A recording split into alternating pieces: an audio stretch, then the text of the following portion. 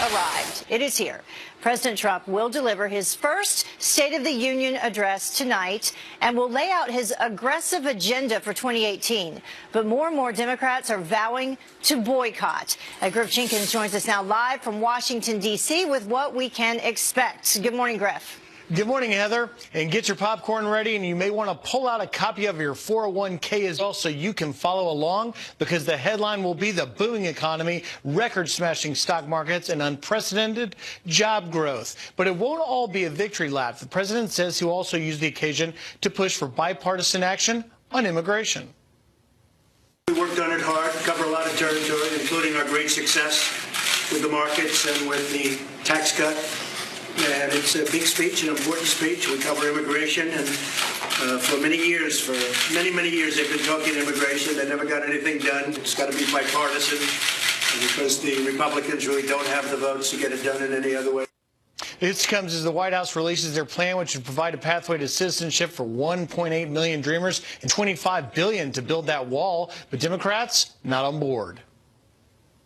For right now, if you really do care about the Dreamers, there is an agreement to be reached. And it has been presented, and it seems like the president is right there, and then he's not. To put a wall there is, in my view, ineffective, too expensive, almost immoral. In addition to immigration and jobs in the economy, the president will also address infrastructure, trade, and national security. And while the White House says he's trying to hit a unifying tone, at least 11 Democratic members of Congress are boycotting the speech. The list includes civil rights icon John Lewis, an outspoken critic Frederica Wilson, and Maxine Waters, who joins a list of 5 Democrats giving alternative State of the Union speeches, including Bernie Sanders, Donna Edwards, and Elizabeth Guzman. But the official party response will come from Massachusetts Congressman Joe Kennedy. Finally, Heather, there are reports that some Democratic women are planning to wear black to support the Me Too movement. 5 alternative Democratic State of the Unions following. That's really crazy. Thank you so much, Griff. Appreciate it. It's going to be a long night for everyone. Yeah. Well, during his first address to Congress as commander-in-chief last February, President Trump predicted a strong economy would catapult the United States back into the forefront of the world. To accomplish our goals at home and abroad, we must restart the engine of the American economy, making it easier for companies to do business in the United States, and much, much harder for companies to leave our country. And now, nearly 1 year later, White House senior advisor for strategic communications, Mercedes Schlapp, says that he didn't just spark an economic boom, he sparked a revolution.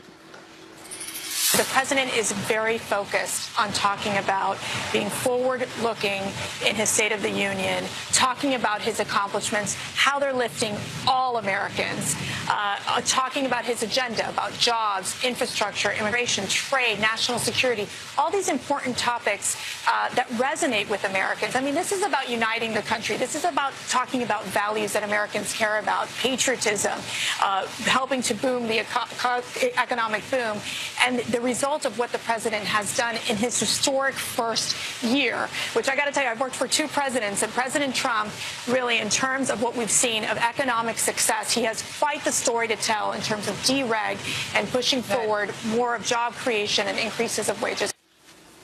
So what do you want to hear from President Trump at his first State of the Union address? Let us know on friendsfirst@foxnews.com, or post to our Facebook, Twitter, or Instagram pages, and we'll share some of your thoughts. We definitely want to know what you think about that.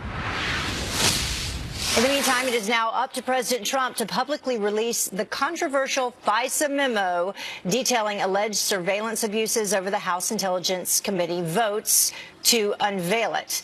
Well, this just hours after the FBI suffers another sudden shakeup. Todd Pyro is here with a look at what is next. So basically, they voted to release it. I'm not sure what I just said there, but correct. Yes, that was the point. The House Intel Committee did that, but Heather, my goodness, another day. I mean, these days get so filled with stuff, if you will. As America wakes up this morning, its people are one step closer to learning exactly what is in that 4-page document described by GOP lawmakers as, quote, shocking, troubling, and alarming. Those who have seen it say it reveals what role the anti-Trump dossier played in trying to get a surveillance warrant on at least one Trump associate. The president now has 5 days to decide whether he has any objections before that memo can be publicly released. Congressman, that the perception may be that you're siding against the FBI and defending someone who is accused of being a Russian spy? We are not defending anybody. This is about the process, and when you read the memo, assuming the president, who will share it, I suspect, with DOJ and Department and FBI as a part of his review for national security equities. But when you read the memo, I'd be hard pressed to argue that we're defending anybody. Are you confident that releasing this does no damage to national security? Yes. Now, the memo vote came hours after top FBI official Andrew McCabe was removed as deputy director. He's taking what's called terminal leave. That means using vacation time until he reaches his planned retirement in a matter of weeks. That means his days at the FBI are done. Can you say definitively then that the president did not play a role in Andrew McCabe stepping down? Yes, I didn't say the president wasn't part of this decision-making process, and we would refer you to the FBI, where Christopher Wray serves as the director, which, as I said last week, and I'll repeat again today, the president has full confidence in him and has put the decisions at the FBI in his hands. As you might expect, Democrats blasted both the decision to release the memo and McCabe's removal. Former FBI Director Jim Comey also weighed in, tweeting that, quote, small people were trying to tear down the FBI. It's like that old saying, miss a day, miss a lot. Exactly. Boy, in DC, miss an hour. Seriously. Yeah, and we should point out Christopher Wray went and he has read the memo. Correct. And it's after he read the memo as director of the FBI that now we have McCabe stepping down, leaving, whatever, early, retiring early. And now it's in the president's hands to decide whether the American people will see. 5 days. Thank you very much, Todd. Thank you. Well, Republicans arguing that Americans deserve to know whether or not our law enforcement agencies have been politicized, which is why they want the memo to be released. Well, former Secret Service agent Dan Bongino, he is outraged by the attempted cover-up coming from the left. Where are the Democrats on this? I thought this was the party of civil liberty. The constitutional republic as we know it cannot continue to exist if the Fourth Amendment is subject to the R or the D in front of your name. Make no mistake, because the liberals are hiding now, and they're all scurrying like roaches when the lights come on. They know what happened here. To spy on someone in the United States is legal if you can produce probable cause using legal means of a crime, or that someone is acting on behalf of a foreign agent in violation of some United States crime. None of that has been produced to this day. Not a single Democrat, Republican, or anyone else has produced a scintilla of evidence that anyone on the Trump team, and we're not talking about process crimes later, colluded with the Russians to justify an investigation to spy into what at the time was a candidate for President of the United States of the opposing party. Well, we asked on Facebook if you thought the FBI memo should be released to the public, and your response was overwhelming. Look at that. 99% say yes, it should be released. Just 1% say no. So the president has 5 days to decide. We'll see what happens. The fears of another terror attack after an erratic driver hits one person with his car. Now, Philadelphia police say it's not clear if more people were targeted. Another driver was able to block that car with their own vehicle, and that's when an off-duty officer confronted the man before being attacked. That officer firing at least 10 shots, hitting the man in the head. That unidentified suspect later died. No one else was seriously injured, so we'll follow that story for you. And keeping America safe, Homeland Security is again rolling out tougher security measures for refugees from 11 high-risk countries. Department Secretary Kirstjen Nielsen was not named, or has not named the countries, but those measures include additional screenings, and the changes follow a 90-day review of those countries to ensure that the refugees do not pose a threat to the U.S. And another child we have to tell you about killed by that deadly flu virus, this time a 7-year-old boy from Virginia. Kevin Baines was sent home after becoming sick at school. He tested positive for both flu and strep throat and was prescribed medication, but the next day he was rushed back to the hospital after his sister found him unconscious, and then he later died at that hospital. At least 37 children have been killed by the flu this season. It's really, really scary. Well, the time now is about 11 minutes after the top of the hour. And a Fox News alert for you. Terrorists causing death and destruction by turning innocent-looking ambulances into killing machines. President Trump's first State of the Union. From where our nation stands right now to his big plans for America. Watch as Brett Baer and Martha McCallum anchor the State of the Union. President Trump is calling on Congress to reach across the aisle and come together to build a safe, strong, and proud America. And as he prepares to give his first State of the Union address, what message does he need to send to bring both parties together? Or is it even possible? Joining me now to debate is Washington Examiner's White House correspondent Sarah Westwood and Democratic strategist Chuck Rocha, two of our favorites. Always great to have you guys here with us. Good morning. Can you believe it's been a year? I mean, I feel like it's been so much longer because we've been talking about things constantly every single day. I'll start with you, Sarah. What do you think he needs to tackle, the main thing, in order to bring the entire country together? Well, many of the Democrats who are going to be in the chamber with him tonight are not necessarily going to be receptive to a message of bipartisanship. But President Trump can reach out to the voters that put Democrats in office, Democratic constituencies that may be more receptive to hearing an argument in favor of bipartisanship from President Trump, especially in those red states that are represented by Democrats. Constituents may not be happy with the way their members have been obstructing President Trump's agenda at every turn. And so it's those people sitting at home that will be the target audience for his message of bipartisanship and the need for members to come together. And that sounds like a good idea. Chuck, we do know some of the key items in tonight's State of the Union address: jobs and the economy, which has been very positive, infrastructure moving forward, what's he going to do, immigration, of course, trade and national security. What do you think he needs to tackle the most? Well, welcome to my Super Bowl in Washington, D.C. I can't wait for tonight. So what you need to think about is the people and bringing people together. And the issues that you talked about, Heather, are exactly right. What I find in working across the country in politics and political campaigns, you have the base of the right, the 25%, they love him. You have the base of the Democrats, 25%, they hate him. You have this group of Americans in the middle that he really has to reach out to, that he's losing now about 70-30, but they move back and forth based on how they feel. They're obviously very happy that the stock market's up, but they're very sad that he's still out tweeting. So he has to kind of measure both of those areas to get them to come together, because that's who he really needs. Yeah, we have heard that he's going to be very personable in this speech, that he's going to bring his heart to it. So, you know, we'll see what happens. We do have this Fox News poll. This his approval rating is up. It's 45% now, where it was a record low in October of 2017 of 38%. So we'll see if those numbers continue to rise after the speech tonight. But I do want to move on just very quickly to this next topic. President Trump, we've been talking about this. He has 5 days now to decide if he will release the FISA memo. Sarah, should he?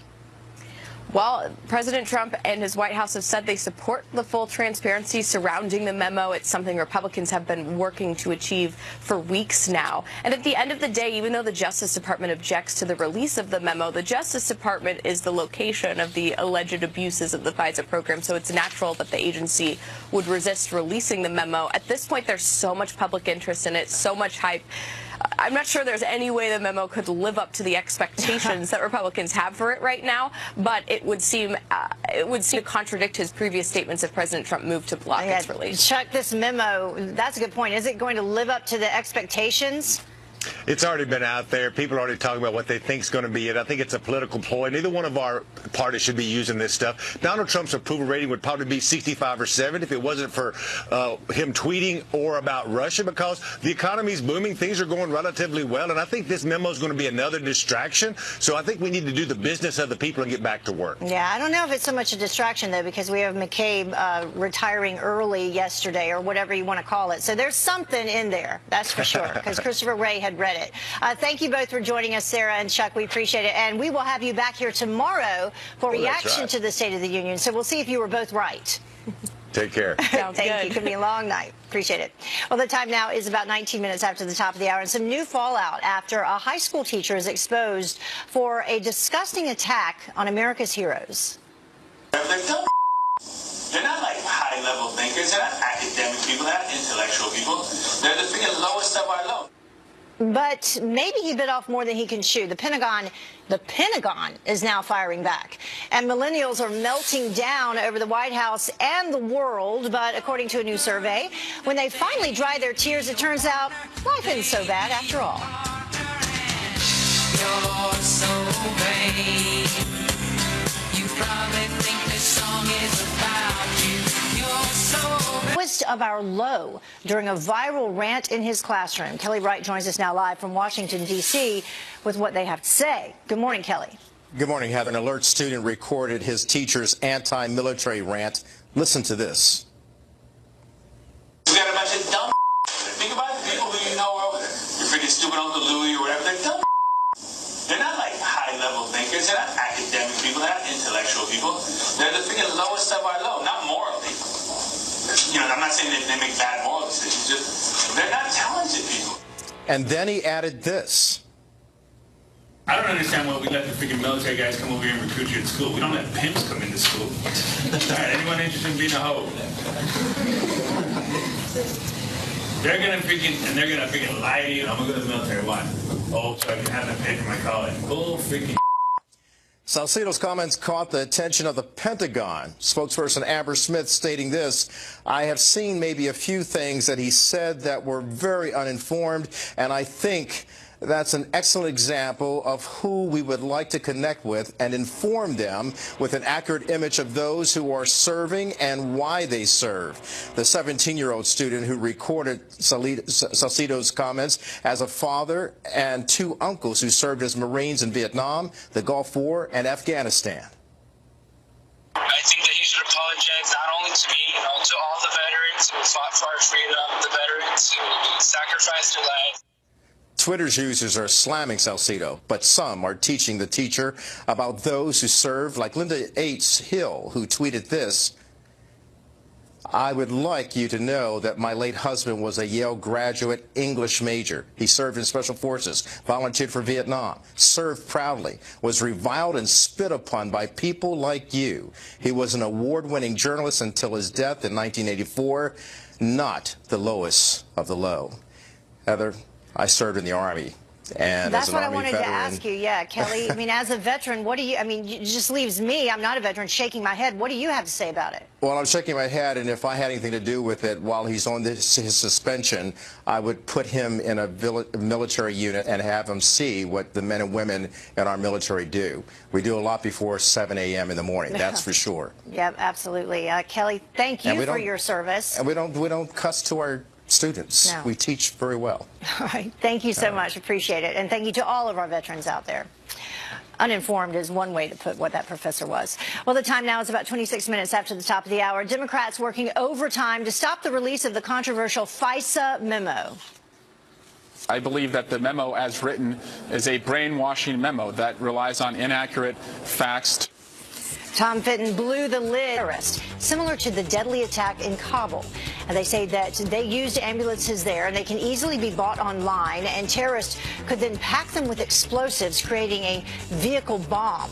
Well, this comes after an ambulance was driven into a crowd in Kabul, killing 100 people and injuring hundreds more.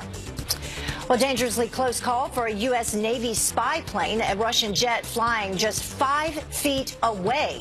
It crossed directly into the Navy plane's path, forcing it to fly through the jet wash, is what it's called. Well, the Pentagon says that the move was unprovoked, and the incident lasted more than 2 hours. Both aircraft were above the Black Sea in international airspace. A similar incident happened in the same area in November. And as we've been talking about, the day has officially arrived. President Trump will deliver his first State of the Union address tonight, where he is expected to lay out his aggressive agenda for 2018 and tout his successes during his first year in office. Our commander-in-chief giving a preview of what he will discuss in the Oval Office. We worked on it hard, cover a lot of territory, including our great success with the markets and with the tax cut. And it's a big speech. We cover immigration. It's going to be, I think, a very important speech on trade. We have to have reciprocal trade. We have a lot of things to discuss, and we'll be discussing them, and I hope you enjoy it. President Trump's State of the Union address begins at 9 p.m. Eastern Time tonight, and we will have full coverage for you here on Fox News. And our very own Ainsley Earhardt, speaking of that, sitting down with White House Speaker Paul Ryan, getting an inside look ahead of President Trump's State of the Union address tonight. What can we expect? Can we expect anything out of the ordinary tomorrow? Because this is not a traditional administration. I think you're going to hear the kind of speech most presidents hope they can give, wish they could give, which is, we're doing well. We have a lot of things we've accomplished in 2017. Unemployment is at a 17-year low. Economic confidence is at a 17-year high. We just overhauled the entire tax system for the first time in 31 years. We've got a great justice on the Supreme Court. So the president is going to be able to talk about a lot of the great things that he got done. And the full interview coming up on Fox and Friends starting at 6 a.m. Eastern. And you could call it the hate of the union. The Hollywood elites flocking to New York City for a night of disrespecting President Trump ahead of the State of the Union address. The one silver lining in Trump is that we created the mother of all movements. We have come together. The need to remove him. That is, at this point, a moral imperative for each and every one of us. The Nazi Party had an approval rating of 37 back in the day.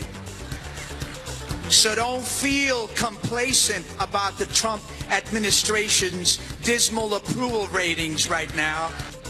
Man, oh man, liberals packed the town hall in Manhattan, and you can see there they got riled up by a speech from Mayor Bill de Blasio as well.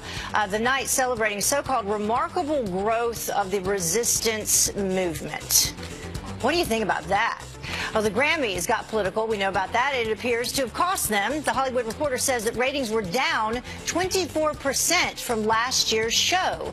It, by the way, is the biggest drop for the Grammys since 2013, the year after the show swelled following the death of Whitney Houston. Well, according to Nielsen, fewer than 20 million people tuned in to the music awards. I wonder how many people turned the channel in the middle of it, too.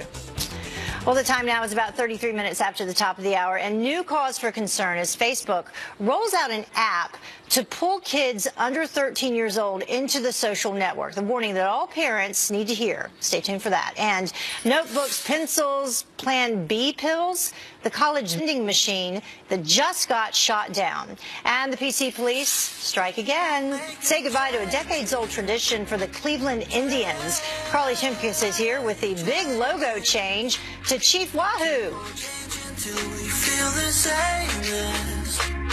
The night we made a fire on the beach last summer, getting into each other.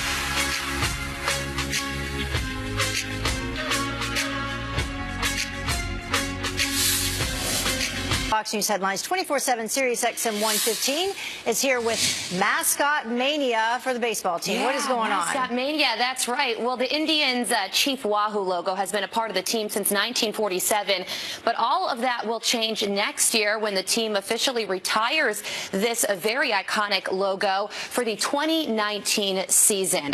Now, this logo has been, a symbol of pride and identity and history for some Indians fans, but others consider it racially insensitive, including MLB Commissioner Rob Manfred, who said Major League Baseball is committed to building a culture of diversity and inclusion throughout the game. The club ultimately agreed with my position that the logo is no longer appropriate for on-field use in Major League Baseball. Heather, this is going to spark a major controversy and a lot of anger. Some people supporting it on social media.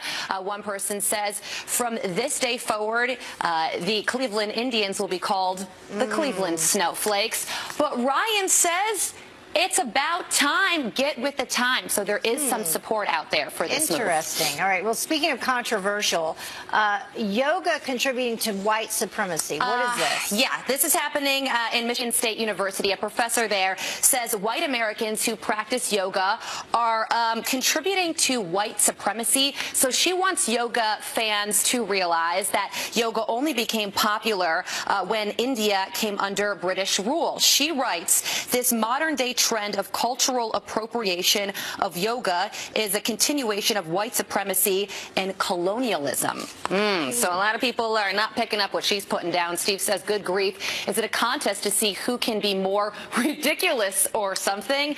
And another Twitter user writes, who are these academics and why are they so keen to subvert everything in this culture to fit a particular narrative? Ever ask that question? That is a very good question. Yeah. And speaking of certain narratives. The Guggenheim Museum, we talked about this, they were offering this gold toilet to the White House, and now their Yelp reviews are going down. That's right. So President Trump apparently wanted a Vincent van Gogh painting for the White House, but the Guggenheim Museum offered him this 18-karat gold toilet instead. Well, guess what? Trump supporters are now inundating Facebook with negative reviews because of this seemingly insulting move by the curator there. One Facebook user writes, "A museum showing hate and bias against our president with your disgusting gesture." Lisa on Facebook also says, "You may have differences in opinion with President Trump, and you may not even like him, but you disrespected the office and disrespected our First Lady." Another Facebook user says the curator needs to leave her personal bias at home. Yeah. That 33,000 one-star reviews on Facebook. And All right. Carly Shimkus, live for us this morning. Thank you. Thanks Always a lot. appreciate it. Appreciate it. Well, President Trump will now be the deciding factor in whether the controversial FISA memo will be released as the House Intelligence Committee sends it to his desk. Well, Democrats wasting no time to slam the move as political. I believe that the memo as written is a brainwashing memo that relies on inaccurate facts. I think we have crossed a deeply regrettable line. Today, this committee voted to put the president's personal interest, perhaps their own political interest, above the national interest. And joining me now is the president of Judicial Watch, Tom Fitton. Tom, thank you very much for joining us this morning. We appreciate it. So, what a day yesterday as it continued to unfold. Adam Schiff coming out. What did you think about the things that he had to say in response to this vote to release the FISA memo?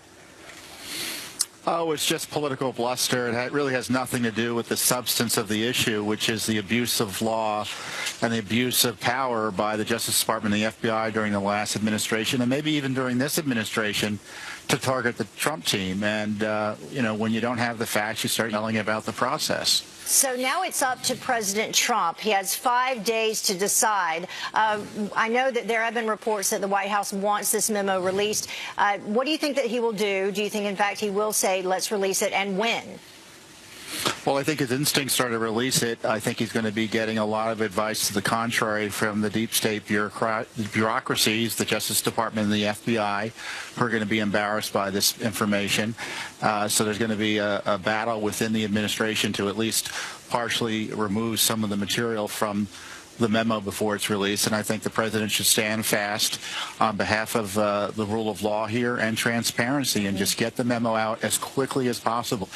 The sooner he decides, the sooner the memo can be released. So we're all just waiting for President Trump to act at this point. So why are the Democrats so upset? Why are they putting together their own memo as well? I know that Adam Schiff was talking about that yesterday, saying that they voted not to release that. But at the same time, everyone hasn't read that yet or been given the opportunity, like they were given the opportunity to read this one that will be released. Well, the Democrats have come up with something to basically cover what's happened, which is to protect the corruption that's been exposed as a result, I believe, of what this memo is going to disclose. And to go back and try to fix it, they come up with a memo because the politics is working against them. You can't oppose transparency. You just come up with your own spin.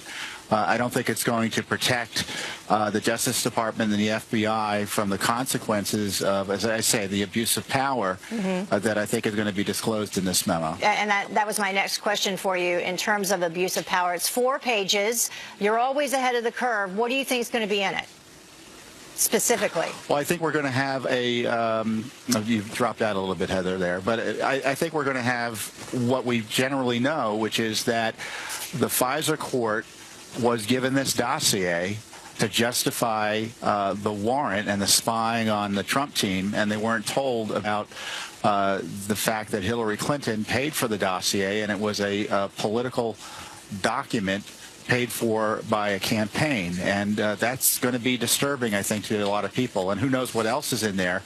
But I think the details may be who was involved in presenting this false information to the court. Yeah, and what we do know... And that's where people in the Justice Department are nervous, and the FBI should be nervous. Yeah, and what we do know is that Christopher Wray has read this memo, and then we have Andrew McCabe yesterday being removed, stepping down early, whatever you want to call it.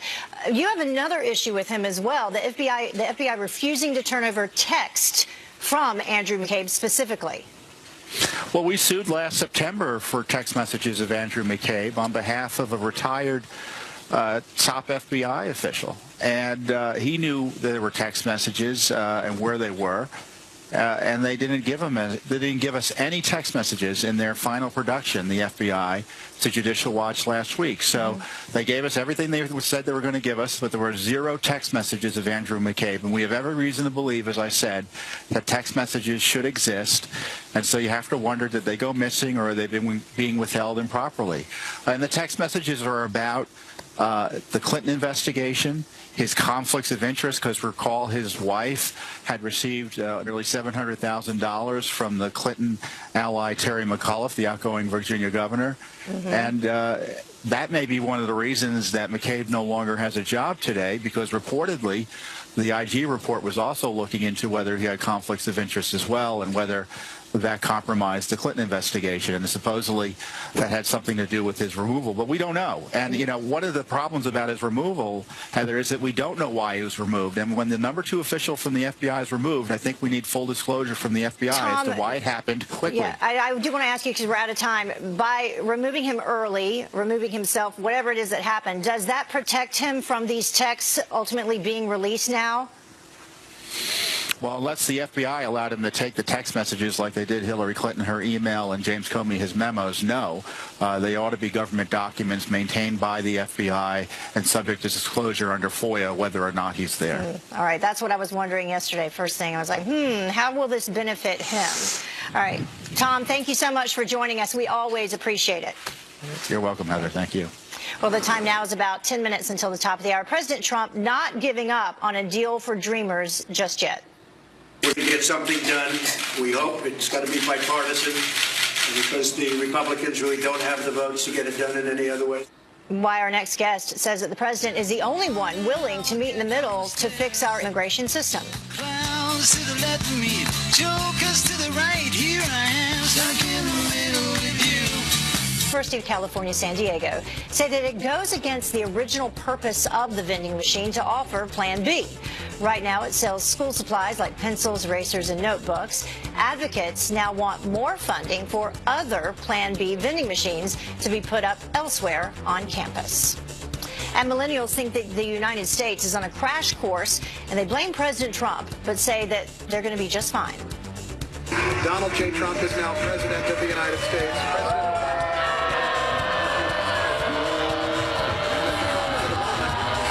What a great honor to be able to introduce for the first time ever anywhere the 45th President of the United States of America, Donald. Well, an NBC News and Gen Forward poll surveyed more than 1,800 of them and found that 63% believe the country is heading in the wrong direction, but 59% of them think they'll be able to find a job and afford the lifestyle that they want. No word if the person that was screaming there is included in that. Well, parents, beware of this. Facebook's new messenger app for kids. More than 100 child development experts are urging the social media giant to pull the plug on the free app, arguing that children under 13 aren't ready to handle social media accounts, navigate online relationships, or protect their own privacy. But Facebook insists that the app is a safe way for children to chat with family members and parent-approved friends. So be aware of that and your children. President Trump stressing Republicans and Democrats come together to work out a deal ahead of his first State of the Union address. But as some Democrats boycott the address altogether, you see them there, others bringing Dreamers as a +1. It seems like President Trump may be the only one willing to meet in the middle. Here now is former Ohio State Senator Capri Cafaro. Capri, thank you very much for joining us. Absolutely. Good morning. So what do you think about that? Is the president the only one willing to meet in the middle here? Well, he seems to be the only one right now with a tangible proposal that is trying to balance both the desires of the Democrats to try to do something for DACA and the Dreamers, and also deal with, some of the more stringent rules that Republicans want in regards to migration, the wall, etc. So, what I do think is unfortunately going to happen is that even if the Senate somehow comes together and decides that they're going to utilize this President Trump's plan as a template to build from, if they are able to get 60 votes, which is a stretch but potentially possible, it's going to get to the House. And what's going to happen is that extremes on both sides, I believe, Democrats we've already seen that the progressives are very upset about some of the deals that were cut in regards to keeping the government open, and then you got the Republicans that I think are going to see President Trump's thing as his plan as a path to amnesty, because it includes a potential for citizenship. They're going to dig in, and we're going to be back where we started. Yeah, I'm glad that you mentioned the problems on both sides of the aisle. And let's take a look at some of what you were talking about. The $25 billion for border security. You know, the president originally was asking for like $82 billion. It eliminates the visa lottery, it curbs chain migration, and it does offer a pathway to citizenship for 1.8 million Dreamers. A lot of Republicans do have problems with several elements in there. Another thing that's not included is the E-Verify system. So that's not in there either. And they're saying that will happen down the road. Right. Well, I think that some of the concerns, again, on both sides is I think that there's a desire to deal with the Dreamers only, for example, out of the Democrats, because there is a looming deadline in March, and then deal with this more comprehensive immigration, whether it is E-Verify, which, as you mentioned, is not in this plan, or chain migration, etc. But I think that there certainly are members, particularly of the Freedom Caucus, that are not going to be amenable to any proposal that actually includes any kind of path to citizenship, even if it is, narrowed to the Dreamers. So it's going to be a heavy lift. And we'll see what the president talks about tonight in his State of the Union address, how he addresses it. Capri, thank you very much for joining us this morning. Appreciate it. Thank you. Absolutely. Anytime. Well, it is a big day for President Trump, addressing the nation in his first State of the Union. So what do you want to hear in his speech tonight? We're reading your responses up next.